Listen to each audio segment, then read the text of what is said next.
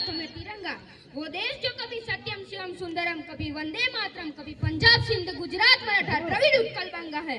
मैं उस देश का नागरिक हूँ जो हर ठुकराए हुए की शरण थली बन जाता है और 7 समंदर पार परदेशों को भी ब्रदर्स एंड सिस्टर कहकर बुलाता है।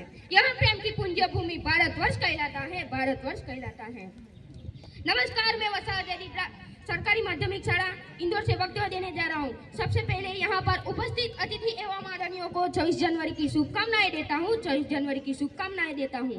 आपकी हर एक तकलीफों का एक मुकम्मल जवाब हूँ, आपकी हर एक तकलीफों का एक मुकम्मल जवाब हूँ। वक्त मिले तो मुझे पढ़ाना, भारत का मैं संविधान हूँ। वही तो एक लम्हा था जिसने भारत को पूरी तरह से बदल दिया था। ऐसे लिखने में 3 साल का समय लगा था। वो है हमारा भारत का संविधान, जिसके बाद हमारा भारत पूरी तरह से स्वतंत्र हो पाया है, जिसके बाद हमारा भारत पूरी तरह से स्वतंत्र हो पाया है। लेकिन क्या आपको लगता है कि हमारा भारत पूरी तरह से स्वतंत्र हो पाया है? अब तो हमारा तिरंगा झंडा भी हमसे पूछने लगा है कि क्या बात है भारत, अब तो मैं फहराने से ज्यादा कफन दफनाने में क्यों काम आ रहा हूँ, कफन दफनाने में क्यों काम आ रहा हूँ। महोदया, हमें तो उस दिन ही फट गया था जब बूढ़ी माँ अपने शरीर के टुकड़ों, अपने बेटे के शरीर के टुकड़ों को देखकर बोली कि साहब आप तो भर्ती में 1 इंच कम नहीं लेते, तो मैं आधा शरीर कैसे ले लूं? कि साहब आप भर्ती में 1 इंच कम नहीं लेते, तो मैं आधा शरीर कैसे ले लूं? लेकिन एक देशद्रोही से ज्यादा एक देशभक्ति तब आहत होती है जब एक बेटा अपने बूढ़े माता पिता को वृद्धाश्रम की चौखट पर छोड़ जाता है। करा उठती है देशभक्ति जब हम मुसीबत में पड़े लोगों की मदद करने की वजह सेल्फी खींचकर अपनी लाइक बढ़ाने में लगे हुए होते हैं। आज इस दौर में मैं वो युवा जिनके ऊपर अपने राष्ट्र, अपने समाज की आशाओं को बांधे रखने की जिम्मेदारी है, वही युवा 4x4 इंच की छोटी सी स्क्रीन पर अपनी कमल उंगलियों के गर्जन मात्र अपनी भावनाओं की मुझी भेज रहा है, अपनी भावनाओं की मुझी भेज रहा है। 4 बॉटल रोज का काम मेरे वोट का, 4 बॉटल रोज का काम मेरे वोट का। अरे भारत का भविष्य तबाह कर रखा है। हम आज भी ऐसे समाज में जीते हैं जहाँ लड़कों से बात करता देख जो भाई हड़कता है, वही भाई अपने गर्लफ्रेंड के किस्से घर में हंस हंस कर सुना रहा होता है, हंस हंस कर सुना रहा होता है। हम आज भी हमारे समाज में मंदिरों में पत्थर की मूर्त को चढ़ते हैं 56 भोग, लेकिन भूखे नंगे तड़पते सो जाते हैं कई लोग, भूखे नंगे तड़पते सो जाते हैं कई लोग। और मैं बता दूं कि महिला सुरक्षा के मामले में आज भी हम 4थे नंबर पर आते हैं। और मैं बता दूं कि महिला सुरक्षा के मामले में आज भी हम 4थे नंबर पर आते हैं।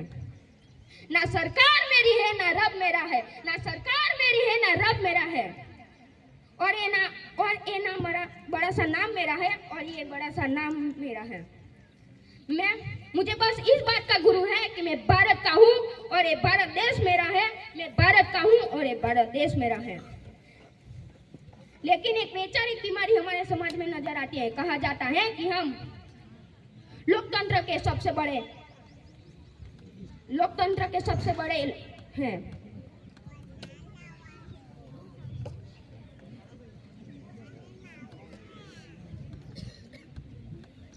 हम दुनिया के सबसे बड़े लोकतंत्र हैं जहां हिंदू पैदा होते हैं और मुसलमान पैदा होते हैं।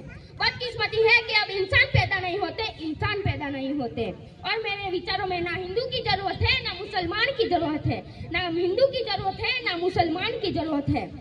सिर्फ राष्ट्र निर्माण के लिए अच्छे इंसान की जरूरत है, अच्छे इंसान की जरूरत है।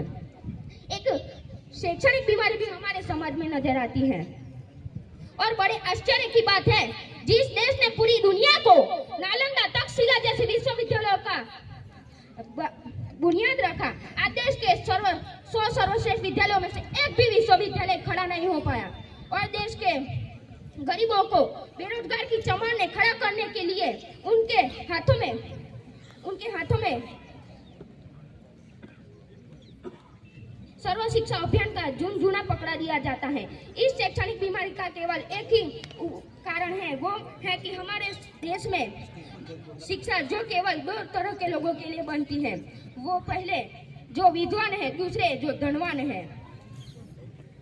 हमारी संस्कृति का, हमारी सभ्यता को दुनिया ने नमन किया है, हमारी संस्कृति, हमारी सभ्यता को दुनिया ने नमन किया है, तो फिर हमने क्यों आस्था के नाम पर अधिविश्वास फैला है, अधिविश्वास फैला है। अंत में बस मैं इतना ही कहना चाहता हूँ कि मेरा हिंदुस्तान महान था, महान है, महान रहेगा, क्योंकि सारे जहां से अच्छा हिंदुस्तान है, सारे जाने जहां से हिंदुस्तान हमारा है। जय हिंद, जय भारत।